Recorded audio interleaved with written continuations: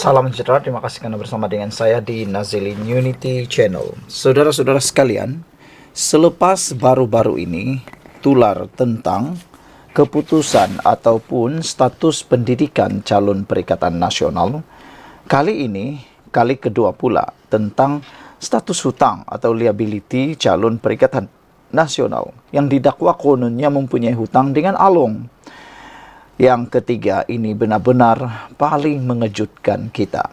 Dakwaan kononnya, calon Perikatan Nasional ini ikuti akaun pelakon porno. Apa pula jawaban Muhyiddin tentang perkara itu? Gempar video memuatkan tangkap layar laman sosial peribadi calon Perikatan Nasional PN, Khairul Azhari Saud yang dilihat mengikuti akaun dipercayai pelakon porno. Tan Sri Muhyiddin Yassin berkata, penyebaran video berdurasi seminit 12 saat itu di media sosial sebagai serangan politik semata-mata. Pengerusi PN itu mendakwa ia adalah tohmahan, terutama ketika tempoh berkempen pilihan raya kecil PRK Dewan Undangan Negeri DUN Kuala Kubu Baru kini memasuki fasa akhir. Menurutnya, penyebaran video itu bagaimanapun tidak akan menjejaskan sokongan pengundi terhadap Khairul Azhari maupun perjalanan kempen yang berbaki kurang 48 jam. Dalam tempoh ini, kata Muhyiddin, macam-macam orang boleh buat. Kita tidak mudah terpedaya hanya kerana orang cerita begitu dan sebagainya. Orang mau buat fitnah, benda tak ada dia dadakan. Saya tidak fikir pengundi harus terjebak dalam hal ini. Sebegitu dan fikir secara matang, kata Muhyiddin lagi. Sudah hampir 2 minggu kempen berjalan, segala maklumat sudah disampaikan dan kita pun sudah minta calon memperkenalkan diri. Rekodnya baik dan tidak ada isu yang disebutkan, kata beliau lagi. Justru ini saya fikir adalah sebahagian tomahan dan fitnah sebab mereka rasa tergugat dengan keadaan, mungkin rasa sukar untuk menang kerana calon kita adalah calon yang baik, kata Muhyiddin lagi. Saudara-saudara sekalian, netizen membalas kepada isu ini. Ada yang mengatakan tidak ada pokok bergoyang kalau tidak ada pokok. Ada juga yang kata mereka mau mendengar jawapan sendiri daripada calon Perikatan Nasional ini. Malangnya, begitu susah untuk mendapatkan jawapan daripada calon Perikatan Nasional ini. Sehingga ramai netizen kata, kalau belum jadi YB pun susah mendapatkan jawapan, apakah pula sudah jadi YB, kata mereka. Yang lebih teruk lagi, kata mereka, apabila ditanya jawapan, antara jawapan yang telah diberikan oleh calon Perikatan Nasional ini ialah no comment, nak pergi ke tempat lain. Mereka kata bagaimana kalau ada isu yang ditanya akan datang, dijawab pula seperti itu lagi, kata mereka lagi. Dan mereka sebenarnya lebih tertarik kalau calon ini sendiri yang menafikan atau tampil menjawab. Ramai netizen mau melihat sejauh mana kebolehan YB ataupun calon Perikatan Nasional ini menjawab persoalan-persoalan ataupun isu-isu yang akan timbul pada belakang hari nanti. Tetapi apabila Muhyiddin menjawab tentang hal ini, ada yang kata, bagaimana Muhyiddin tahu 100% tentang pribadi calon Perikatan Nasional ini? Kata mereka, mungkin ada sesuatu lagi yang boleh disembunyikan.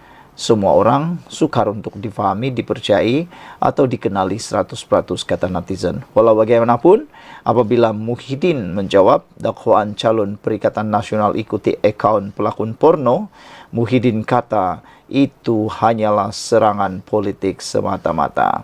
Apa pula pendapat anda semua? Dan ada juga netizen kata mereka berharap kalau benarlah calon Perikatan Nasional ini difitnah oleh orang melalui video berdurasi seminit 12 saat itu, mereka menghendaki supaya calon Perikatan Nasional itu tampil membuat laporan polis dan pergilah cari orang yang membuat penyebaran video itu supaya orang yang tidak bersalah tidak menjadi mangsa, orang yang tidak bersalah tidak akan jadi sasaran.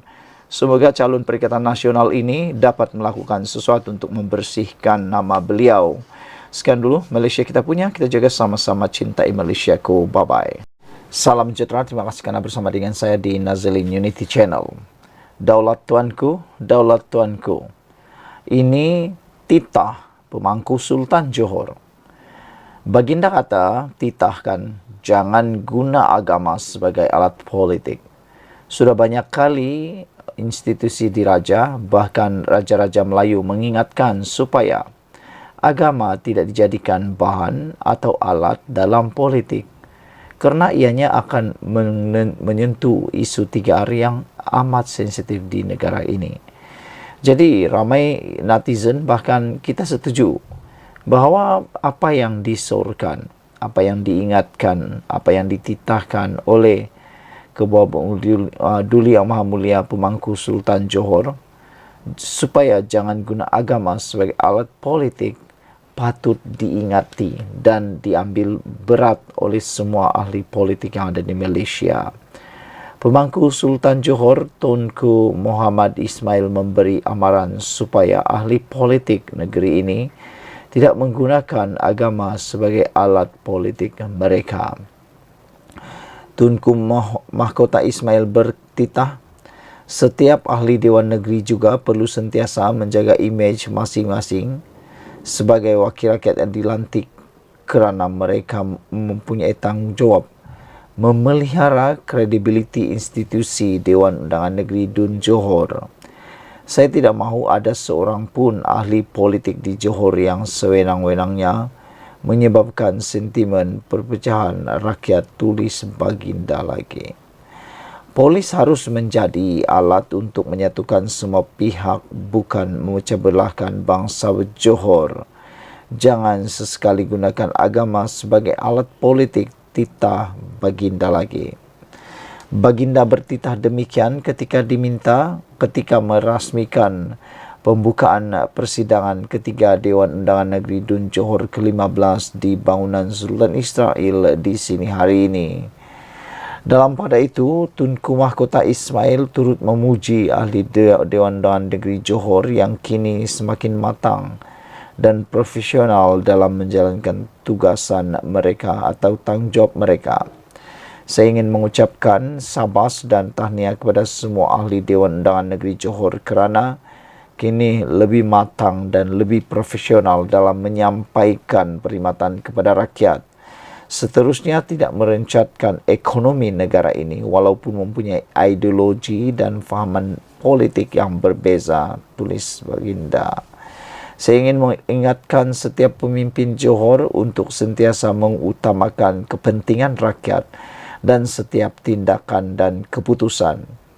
Tanggungjawab anda untuk memastikan semua program dan projek yang dijalankan mempunyai impak positif kepada kesejahteraan bangsa Johor, titah Baginda lagi.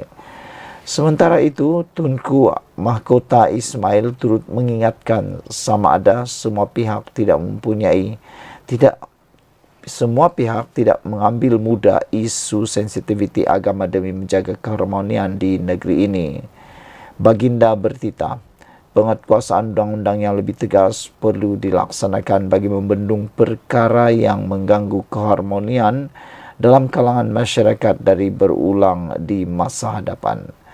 Ini adalah peringatan pertama dan saya harap yang terakhir. Jangan diulang perbuatan sama yang hanya akan meruntuhkan keharmonian bermasyarakat di Johor, titah Baginda lagi. Sekian dulu untuk kali ini, ikuti terus ulasan selepas ini.